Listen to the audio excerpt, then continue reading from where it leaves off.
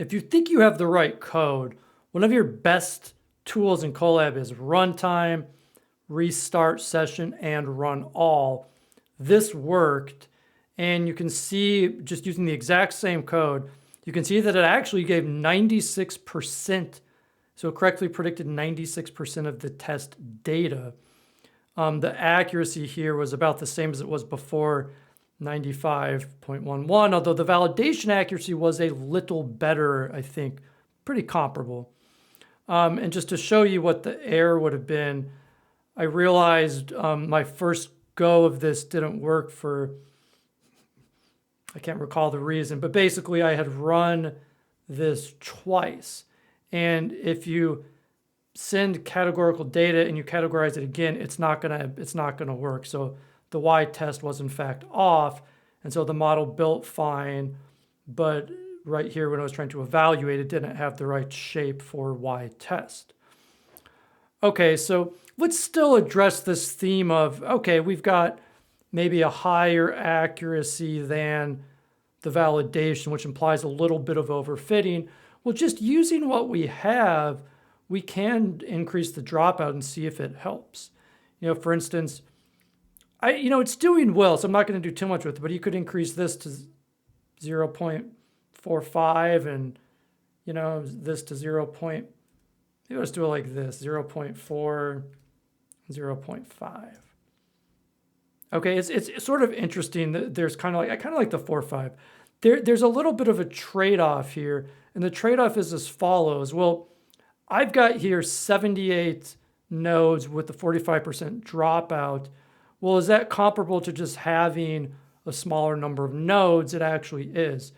And so what's sort of interesting, you can keep dropout high, and even though you're trying to prevent overfitting, you could even add another layer.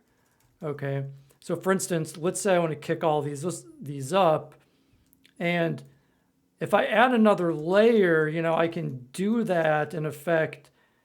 We'll keep it maybe small if I actually add more dropout to kind of compensate for it.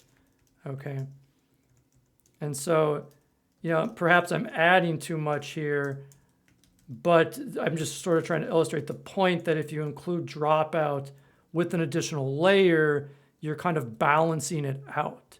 And so I have seen, successful models where you have a lot of, big nodes, but then you have sort of more dropout to help compensate for them. So, I don't suspect this will make too much of a difference. We had a pretty good model to begin with. It should be slightly more parameters. And let's go ahead and see now how it does, okay?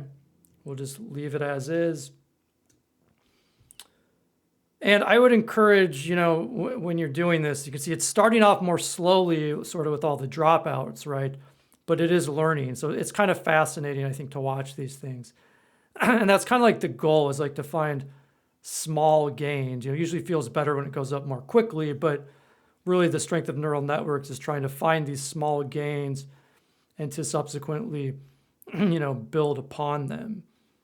And we look at look at this, the validation accuracy actually is already high. So this might be called underfitting the data, where maybe we have too much dropout, but it's, it's continuing to build up there. You can see the final score is not quite as good. So even by adding more, it was actually too much dropout. So we'll just try one more little tweak here. If we try, maybe, I don't know, we could keep this. If we just tried them all at 0.4, okay. It was underfitting, so I'm sort of bringing down the dropout and bringing up the nodes just a little bit. So let's see what this does. Comparable number of parameters, and one more time. And so it's, this is kind of fun. It's just sort of, it's really getting some practice in terms of what will happen if you change the number of layers and the amount of dropout. And let's take a peek down here and see how we're doing. So accuracy going up, and again, validation accuracy, this is similar to the last one. Validation accuracy remains really high, And here the test accuracy was also pretty good, even though the accuracy itself was low. What I tend to do is kind of try different things. And so I'm going to try some different things and let you know like how I'll report back if I get something considerably better. But I'll also say this, you can only get so good of a model here because recall, the way we are looking at this data is as if it's one row of numbers, but it's not. It's two-dimensional. And so even though you can have a row like this with all these different, pixel values, it's not actually finding the 2D representations that would actually be needed for a stronger model.